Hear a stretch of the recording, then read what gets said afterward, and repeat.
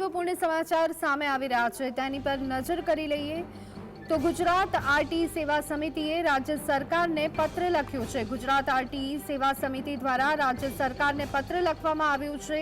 School વર્ધી association દ્વારા નવા સત્રમાં થયેલા ભાવ વધારાને લઈ અને આ પત્ર લખવામાં આવ્યો છે। 20% ભાવ વધારવામાં આવ્યો હોવાથી તેના પર અંકુશ લાવવા માટે આ પત્ર લખવામાં આવ્યો છે। ગુજરાત આરટી સેવા સમિતિએ રાજ્ય સરકારને પત્ર લખી અને જે ભાવ વધારો કરવામાં આવ્યો છે તે પાછો ખેંચવામાં આવે તે માંગ કરવામાં આવી છે। સ્કૂલ વર્ધી એસોસિએશન દ્વારા નવા સત્રમાં થયેલા ભાવ વધારાને લઈ અને આ પત્ર લખવામાં આવ્યું છે। 20% ભાવ વધારવામાં આવ્યો તેના પર અંકુશ લાવવા માટે આ પત્ર લખાયો હોવાનું સામે આવી રહ્યું છે। જે રીતે 20% ભાવ વધારો કરી દેવામાં આવ્યો છે અને તેના કારણે વાલીઓનું જે બજેટ છે તે ખોરવાઈ રહ્યું છે, ત્યારે અત્યારે હાલ તો જે માહિતી મળી રહી છે રાજ્ય સરકારને પત્ર લખવામાં આવ્યું છે। સ્કૂલ વર્ધી એસોસિએશન દ્વારા ભાવ વધારો ઝીકી દેવામાં આવ્યું છે રીતસરનો વાલીઓ પર, ત્યારે અત્યારે વાલીઓ પણ કહી શકાય કે મૂંઝવણમાં મુકાઈ ગયા છે। એક સાંધે અને તેર તૂટે તેવી પરિસ્થિતિ પહેલેથી લોકો સહન કરી રહ્યા છે અને તેની ઉપર પડ્યા પર પાટા જેવી સ્થિતિનું નિર્માણ, કારણ કે સ્કૂલ વર્ધી એસોસિએશન દ્વારા નવા સત્રમાં ભાવ વધારો કરવામાં આવ્યો છે, ત્યારે જ તે ભાવ વધારાને લઈ અને પત્ર લખવામાં આવ્યું છે। 20% ભાવ વધારી દેવામાં આવ્યું છે, ત્યારે તેની પર અંકુશ ક્યારે આવશે તે સંદર્ભે પત્ર લખાયો છે। ગુજરાત આરટી સેવા સમિતિએ રાજ્ય સરકારને આ પત્ર લખ્યું છે અને દરમિયાનગીરી ઈચ્છી રહ્યું હોય ગુજરાત આરટી સેવા સમિતિ તેવું લાગી રહ્યું છે, કારણ કે એકાએક સ્કૂલ વર્ધી એસોસિએશન દ્વારા 20%નો ભાવ વધારો જે વાલીઓ પર વધારાનો બોજ તરીકે ઝીકી દેવામાં આવ્યો છે, ત્યારે વાલીઓ પણ અત્યારે હાલ મુશ્કેલીમાં મુકાઈ ગયા છે।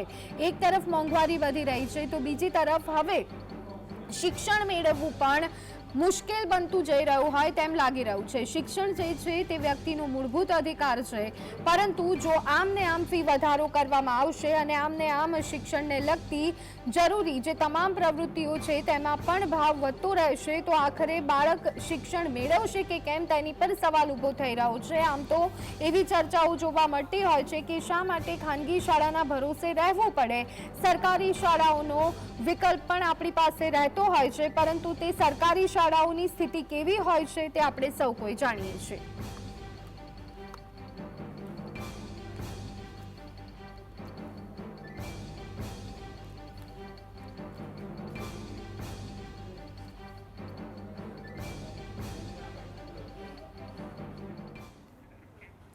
તો આ સંદર્ભે અત્યારે હાલ ચર્ચા માટે આપણી સાથે જોડાયા છે રાશિદજી, કે જેઓ આરટી સેવા સમિતિના કન્વીનર છે। રાશિદજી, આપનું સ્વાગત છે। Thank you madam. Rashidji, RT સેવા સમિતિ તરફથી રાજ્ય સરકારને પત્ર લખવામાં આવ્યો છે। શું લાગે છે કે આજે 20% ભાવ વધારો એકાએક ઝીકી દેવામાં આવ્યો છે સ્કૂલ વર્ધી એસોસિએશને, તેમાં આપણને કોઈ ફેરફાર જોવા મળશે? સરકાર કઈ કાઠું કાઢી શકશે? મેડમ, ગઈકાલથી જે અમને ઘણી બધી ફરિયાદો આવી રહી છે અને આપને જણાવી દઉં કે આ જે ભાવ વધારો થયો છે ટ્રાન્સપોર્ટેશનનો, એમાં સૌથી વધારે જો કોઈ પ્રોબ્લેમ થશે, જેમનો ઘરના આખા સિસ્ટમ ખોરવાઈ જાય, તો એ છે આરટીઈના વિદ્યાર્થીઓ।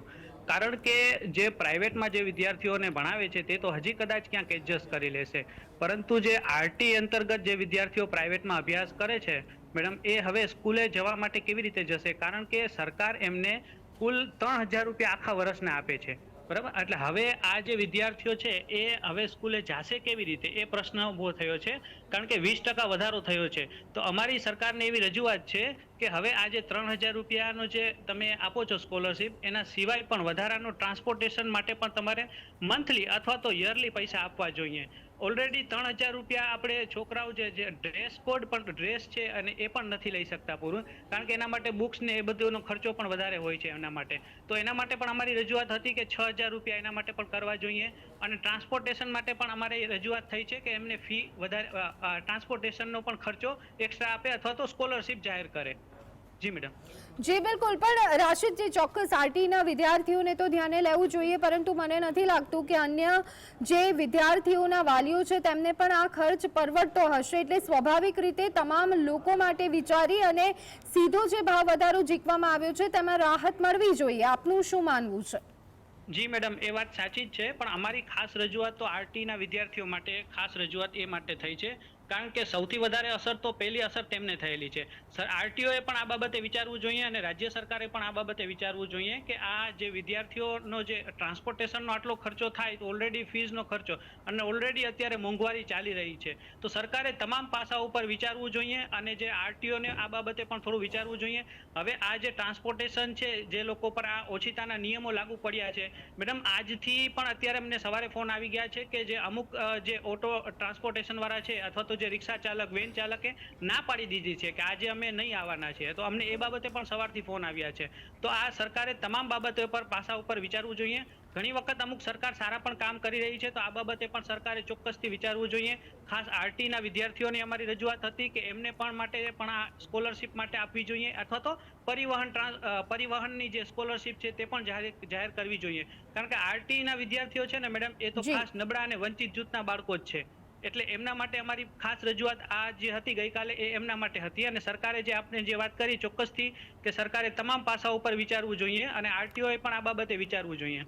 જી બિલકુલ. રાશિદજી, જ્યારે પત્ર લખવામાં આવ્યું છે ત્યારે સરકાર તરફથી કોઈ પ્રતિક્રિયા મળી છે કે કેમ? સરકાર તરફથી તેમનું વલણ સ્પષ્ટ કરવામાં આવ્યું છે કે કેમ? મેડમ, હાલમાં એવું કોઈ સ્પષ્ટતા અમને જણાઈ નથી, પરંતુ અમને એવી આશા છે કે સરકાર ચોક્કસથી આ બાબતે વિચારશે. કારણ કે હાલમાં સરકારે અમુક યોજનાઓ સારી બહાર પાડી છે. આરટીના વિદ્યાર્થીઓને 9 થી 12ના વિદ્યાર્થીઓ માટે પણ સ્કોલરશિપ જાહેર કરી છે. તો આરટીઈના જે વિદ્યાર્થીઓ 1 થી 8 ધોરણના વિદ્યાર્થીઓ છે તેમનું શું? કારણ કે આ જો ટ્રાન્સપોર્ટેશનનો મેડમ ખર્ચો અત્યારે એટલો વધી જશે તો પછી આ જે નબળા અને વંચિત જૂથના બાળકો સ્કૂલે નહીં મોકલી શકે. કાં તો એ ઓલરેડી આ પ્રોબ્લેમ પહેલેથી ચાલતો આવે છે મેડમ. જે દૂરની જેમને દૂર શાળાઓ મળી છે તો એ તો ઓલરેડી એમને તકલીફ છે જ. ઓલરેડી ટ્રાન્સપોર્ટેશનનો ખર્ચો એ લોકો પરવડતો નથી, તો એ લોકો ઓલરેડી ટ્રાન્સફર કરતા હોય છે સ્કૂલો. તો હવે આ જો ફી વધારો થયો છે એની સાથે સાથે જો આ ટ્રાન્સપોર્ટેશનનો પણ જો વધારો થશે તો આ જે નબળા અને વંચિત જૂથના બાળકોને દૂર શાળાએ મોકલી કેવી રીતે શકશે? ઓલરેડી આ 1500-2000 મંથલી જો ટ્રાન્સપોર્ટેશનનો ખર્ચો થતો હોય તો સામાન્ય લોકો માટે અઘરું છે. તો સરકારે આ બાબતે ચોક્કસથી વિચારવું જોઈએ. અને આ જે અમારી રજૂઆતમાં તો એવું જ છે મેડમ કે જે આરટીના વિદ્યાર્થીઓને જે આ મંથલી જે ટ્રાન્સપોર્ટેશન ખર્ચો છે તે આપવો જોઈએ. કારણ કે હાલમાં જે સરકારે આરટીના વિદ્યાર્થીઓ માટે 9 થી 12 માટે પણ સ્કોલરશિપ જાહેર કરી છે, એમાં પણ થોડીક આ સહાયતા ટ્રાન્સપોર્ટેશન માટે કરે છે. તો પછી 1 થી 8ના ધોરણને કેમ નહીં? ખાલી 3000 રૂપિયા આપીને શું બાળકનો ખર્ચો નીકળી જાય મેડમ? એમાં તો એ બાળકોના ડ્રેસ પણ નથી આવતા પૂરા. ચાલો આપણે માની લઈએ કે ડ્રેસ ને આવી જાય તો પછી બુક્સ ને ઈ કે, તો એ બાબતે સરકારે એમાં પણ સ્કોલરશિપ ચોક્કસથી આપણે અહીંયા આશા રાખીએ કે સરકાર આ બાબતે વિચારશે અને એક સારો નિર્ણય આપણને જાણવા મળશે. આભાર રાશિદજી, અમારી સાથે